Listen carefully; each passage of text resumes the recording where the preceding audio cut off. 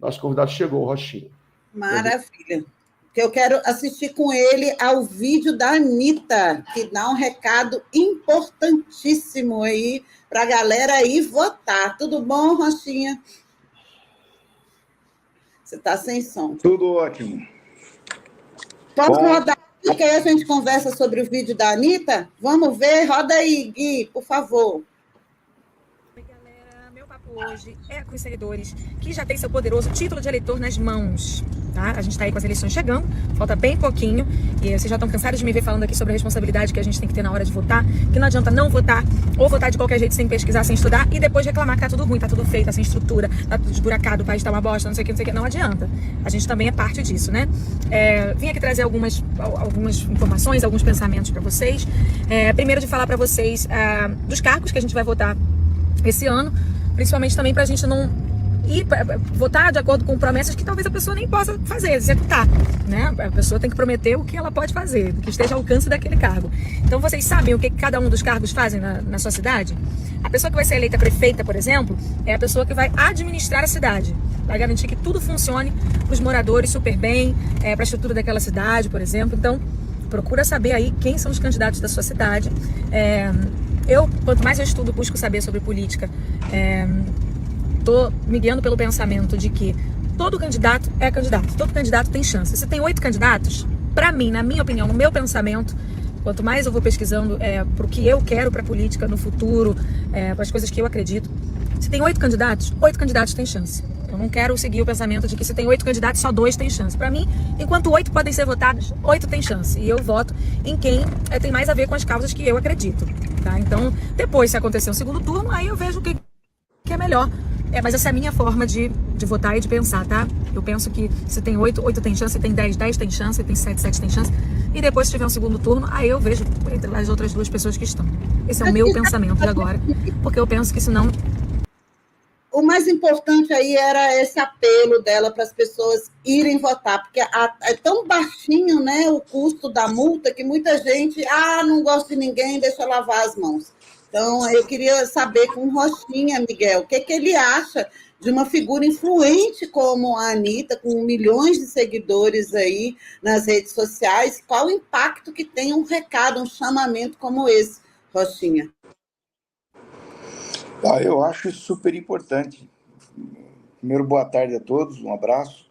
Eu acho que se todo artista tivesse esse grau de responsabilidade e se pronunciasse como ela se pronunciou, isso ajudaria a valorizar a política e fazer com que a população em geral compreendesse de fato o que é a política, né? Porque as coisas se resolvem tudo pela política, né? E é importante também que esse pronunciamento dela, porque isso confronta um pouco essa ideia, esse ataque que a política vem sofrendo, sobretudo da extrema-direita no mundo todo, né? De desqualificar, desacreditar a política como forma de solução dos problemas sociais. Então, quando uma pessoa importante que tem assim, a inserção que ela tem na sociedade, e faz um pronunciamento sereno, equilibrado, né, de bom tom como esse, isso é importante, ajuda muito, sobretudo a juventude, né, que está aí assistindo ela diariamente em todos os cantos. Isso é muito importante. Eu gosto da ideia disso, acho que os artistas, de modo geral, deveriam se pronunciar, mostrando para a população que a solução está na política, né? Votando bem, votando corretamente, escolhendo as pessoas certas, que a gente resolve os problemas da sociedade, não com ódio, com raiva, com destruição, com ataque, com ódio. É muito importante esse pronunciamento dela. Muito bem, Rochinha. Rochinha, eu queria fazer uma pergunta sobre a repercussão desse novo livro do juiz Eduardo Apio. Ele fala de você, em toda entrevista ele lembra que você foi advogado dele, ajudou ele a enfrentar algumas situações difíceis, né? Fala também do Pedro Serrano. No livro dele, que já até estou lendo, ele também na entrevista ele dá detalhes, né, que a situação foi muito dura que ele enfrentou ali em Curitiba. Quando ele chega na 12ª ou 13ª vara lá em Curitiba, ele enfrenta uma hostilidade muito grande, uma verdadeira campanha organizada contra o trabalho dele. E é importante esse livro, ele preenche algumas lacunas dessa história da Lava Jato, né? Ele ilumina, ele traz elementos para a gente entender o que aconteceu. A Lava Jato foi um momento ali de muita confusão no país, muita perplexidade. Hoje em dia, a história, graças a Deus, ela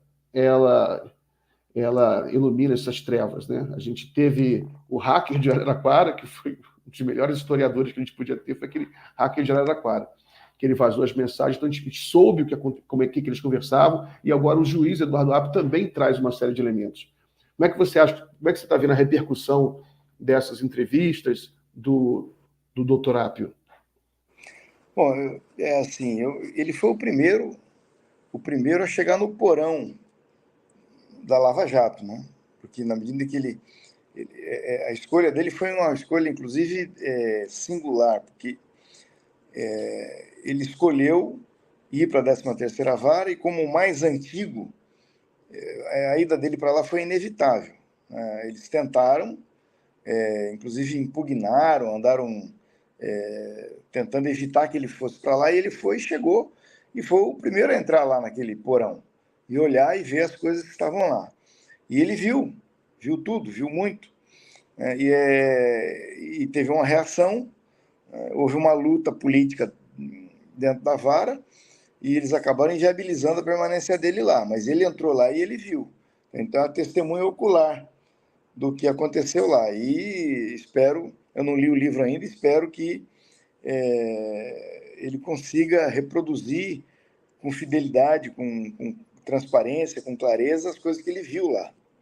E que essas coisas possam ser, na sequência, demonstradas, provadas. Nós vamos lembrar que os procedimentos para apurar o que aconteceu na 13ª vara foram abertos recentemente no CNJ, outros ainda estão para ser abertos. Esses procedimentos podem gerar consequências na área penal. Então, portanto, é uma coisa que ainda vai nos trazer muitos fatos, muitos desdobramentos. E eu quero parabenizar pela coragem que ele teve de escrever, colocar isso no papel.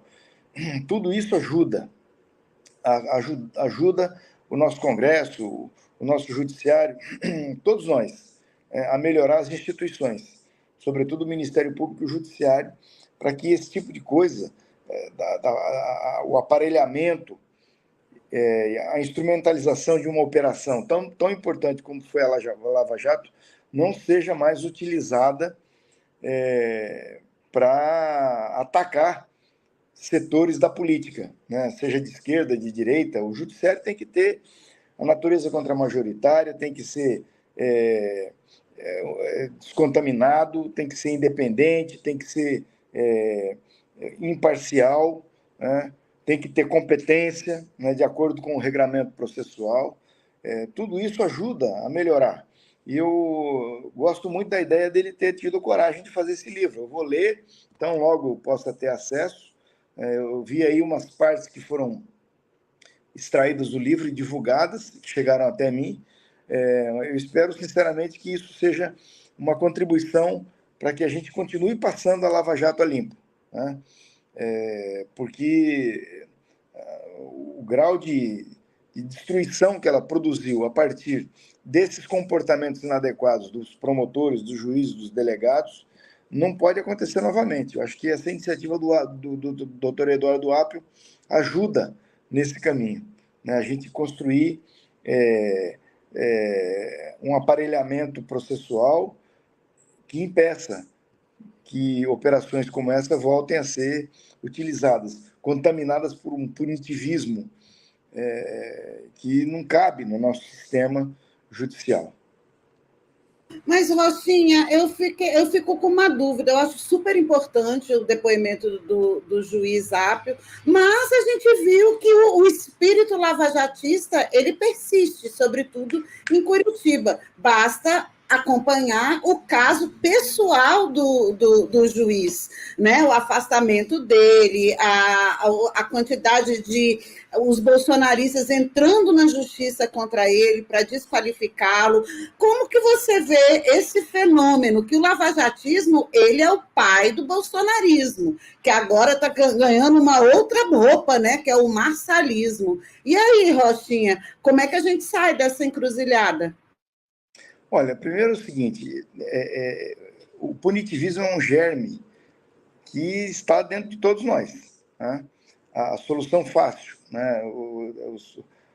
Aquela história do teórico francês, do filósofo francês que escreveu sobre o estado do espetáculo, né? Então, isso está aí já há muito tempo entre nós. O uso do aparelho judicial para atacar os adversários. Eu costumo dizer o seguinte: o primeiro grande exemplo de lawfare que nós temos na nossa sociedade foi a cassação do registro do Partido Comunista em 1947. Eu não gosto do estrangeirismo lawfare. Por quê? Porque ele não é novo. Segundo, porque nós já vimos isso. Utilizaram o TSE para tirar o Partido Comunista da legalidade em 1947 e cassaram o mandato de todos os parlamentares do partido que haviam sido democraticamente eleitos. Em segundo lugar, são ondas, né, que vai e vem. Então, o que aconteceu foi que, num dado momento, os astros conspiraram para fazer da Lava Jato o que ela foi. Isso só aconteceu por quê? Porque existe dentro da estrutura do judiciário um material fértil para que isso aconteça, né? Agora mesmo nós estamos assistindo aí, eu até polemizei com alguns companheiros, essas prisões aí dessa operação da Deolane, com aquele cantor. Quando você vai olhar a coisa de perto, você vê que eventualmente existem ali elementos para se apurar a prática de crimes. Mas não há elementos assim consistentes que autorizem os decretos de prisão, nem dela e nem dele, né? E, no entanto, eles foram presos. E se criou um espetáculo, uma audiência, né?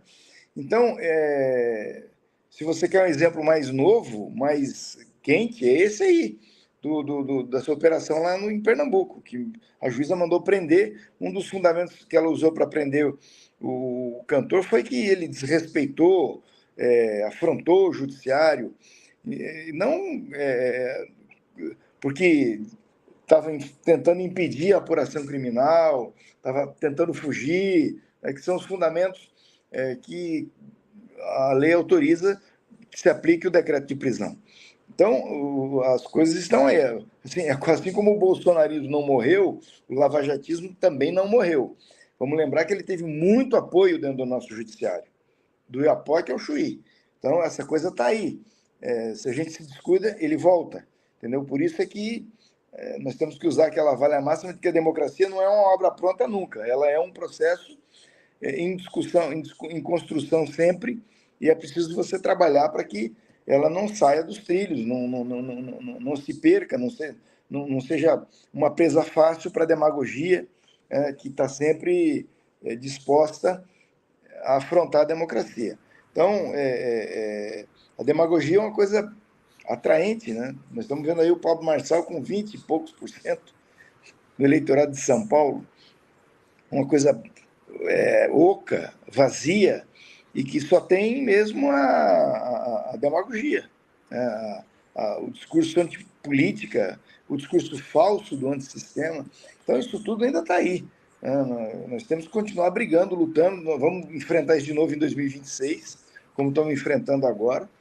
Então, infelizmente, eu não sei quando isso vai passar. Nós tivemos estamos tendo uma febre alta. O pico da febre alta foi a eleição do Bolsonaro em 2018. Isso não passou ainda. Tudo aquilo foi embalado por uma bobagem, um equívoco do nosso centro, de achar que podiam tirar a Dilma impunemente. Ou seja, que nós íamos abrir, eles acharam que iam abrir a porta do inferno e iam sair anjos de lá. Abriram a porta do inferno e o que nós vimos foi ser o Bolsonaro, o Moro, o Dallagnol, o Pablo Marçal. Então é isso, essa coisa está aí. Né? Basta que você abra a porta que eles saem. Nós temos que continuar trabalhando e tendo cuidado para que não aconteça isso. Rochinha, só que saber enciclopédico, o Rochinha citou aí o Estado do Espetáculo, que é do Guy Debord, na obra A Sociedade do Espetáculo, para quem quiser saber mais aí sobre essa teoria. Miguel, posso fazer uma outra pergunta que eu achei interessante o exemplo que você deu, Rochinha, sobre as bets, né? Mas o fato é que o governo Lula está com essas bets na mira. O ministro Fernando Haddad anunciou que a Anatel vai derrubar 600 sites de apostas irregulares e avisa, gente, quem tiver dinheiro nesses sites, eles vão divulgar a lista amanhã, tem que retirar ou vai ficar no prejuízo. É uma epidemia, algo que está mexendo muito na sociedade brasileira, sobretudo em populações vulneráveis, e que não deixa de ser um fenômeno muito parecido com Pablo Marçal, né? De que o seu mindset pode mudar a sua situação, independente da presença do Estado. Rochinha e Miguel. Olha, eu penso o seguinte, que no hemisfério sul, os governos têm tanta coisa para fazer, né? A miséria, a fome, o desamparo, né? A falta de colchão, do colchão de proteção social, que às vezes acontecem coisas que a gente fica olhando e não sabe como aconteceu. Né? As bets são um exemplo disso. De onde veio isso? Assim, eu estou aqui, eu me considero uma pessoa bem informada, não estava enxergando isso. Eu não estava vendo isso. De repente explode. É como se tivesse uma fossa que ela encheu, e daqui a pouco ela explode e sai aquilo tudo. Então, aí você sai correndo para tentar remediar, que é o que o governo vai tentar fazer agora. É regulamentar, porque não tem como impedir isso, né? Você vai ter que ter um regramento, impedir que pessoas que usam o cartão de Bolsa Família possam usar esses recursos para gastar com o jogo. Né? A finalidade do recurso não é esse. Estabelecer um regramento para, de pronto, né, o que é regulado, o que está registrado, o que está atuando legalmente no Brasil e o que não está. Então, a notícia que a gente vê aí é assustadora. Tem cerca de 600 sites de bets, de aposta, que não estão regulamentados. Aliás, no regulamento não tem registro no Brasil, que é dinheiro que está indo embora para fora. Então, isso tem que ser tirado do ar imediatamente. Então, o governo vai fazer, e parece que está disposto a fazer. Isso é uma notícia, uma boa notícia, porque se o governo tem consciência, o primeiro passo é ter consciência para daí depois partir para a ação. Então, o governo ele vai regular isso. Existem instrumentos de inteligência artificial já disponíveis aí em vários lugares que são eficazes na regulamentação disso. Então, o primeiro passo é tirar do ar quem não tem registro. É uma grande coisa. E avisar, né? Avisar as pessoas antes, para que elas tenham ciência e tomem providência. E segundo, é regular o que ficar. O que pode e o que não pode. Né? Sobretudo na questão da publicidade. Do jeito que a coisa está, pessoas... Então, assim, no cigarro, você tem lá o aviso, isso faz mal para a saúde. Na bebida, você tem o aviso, isso faz mal para a saúde. No Betis tem que ter também. Né? As pessoas têm que ser orientadas, né? De que isso aí é uma ilusão. A pessoa ganha 1.500 um dia depois de ter gasto 7, 5, 6. Então, tem que ter um processo de terapêutico, né, e educativo para preparar as pessoas. Mas, assim, isso aí é um exemplo inacreditável de quanto a sociedade ela está exposta a patologias. Né? De repente, você descobre que o crime organizado está no garimpo, está no desmatamento, está não sei aonde, está tomando conta de prefeituras. Né? Ou seja, a gente tem que ter, a partir do governo federal, uma forte instituição de informação, para que o governo seja informado sobre essas coisas antes que tomem as proporções que tomaram essas bets aqui agora, certo? Mas eu acho que o governo tem que reagir, tem que mostrar para a sociedade que ele está aí para coibir o ilícito e ilegal, e é muito bom que faça isso. A fala do ministro Haddad veio numa hora boa e mostrou firmeza. Tomara que o governo consiga concretizar o que ele está falando. Só uma curiosidade, Rochinha e Miguel do Rosário. Enquanto as loterias oficiais lucram, né, tem um montante de 2 milhões, essas bets são em 20 milhões. Imagina o tamanho disso. Olha, há mais de um ano eu recebo, principalmente pelo Instagram, convite para jogo. Qual período, Yara? Né? 2 milhões por quanto tempo? Por dia, por mês? Ou por... Acho que é o montante mensal, mas é uma proporção de 10 vezes mais a Bet, porque está aqui no seu celular. Para você jogar na loteria, você tem que ir numa loteria, né? Tem todo um processo. Eles usam também essa questão da facilidade.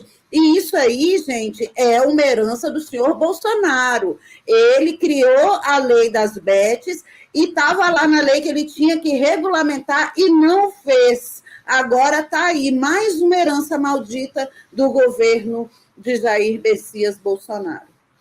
Eu vi aqui, Yara, é impressionante. Os brasileiros gastaram neste ano cerca de 20 bilhões de reais por mês em apostas online. B de bola, 20 bilhões por mês. É impressionante, Miguel. 10 vezes mais do que gastaram na loteria. Pronto, é isso. E assim, uma coisa totalmente desregulada está aí. Conversa com o crime organizado, conversa com a extrema-direita. É uma tragédia social, uma epidemia, né, de vício em jogo, pessoas, inclusive, cometendo suicídio porque não conseguem lidar com as contas. Há inúmeros relatos nas redes. É triste, muito triste. Muito bem. Rochinha, a gente chegou aqui ao final do nosso bloco. Eu até pedi para você comentar um pouco sobre economia, mas já chegamos ao fim. Tem aqui, só um minutinho, então, que tem essa taxa de desocupação, desemprego, caiu semana passada, caiu para 6,6%, menor desemprego em muitos anos, né? Mas então, só para você se despedir, se despede comentando, então, essa taxa de desemprego, qual o significado disso? É o seguinte, o Lula 3, eu sempre repito, desde a vitória do Lula em 2022, o mercado está apostando no pessimismo. Disseram que o governo ia ser um governo gastador, que é um governo que não ia controlar a crise fiscal, e o governo controlou, um governo que consegue ter equilíbrio fiscal com responsabilidade social. Agora veio a notícia de que o crescimento será mais de 3%, o desemprego está caindo, a inflação sob controle. Certo? A única coisa que está errada é o juro do Banco Central, que não baixa, né? Que aí é um problema ideológico. Né? O presidente do banco quer manter o juro alto, né? É uma situação totalmente atípica e estranha. Mas, enfim, do jeito que a coisa está indo, a notícia para o bolsonarismo e para a extrema-direita é péssima. Significa que o Lula vai ficar até 2030. Muito bem. Muito bem, Rochinha. Muito obrigado. Forte abraço. Boa semana para você. Abraço. Tchau. Tchau, Rochinha. Tchau.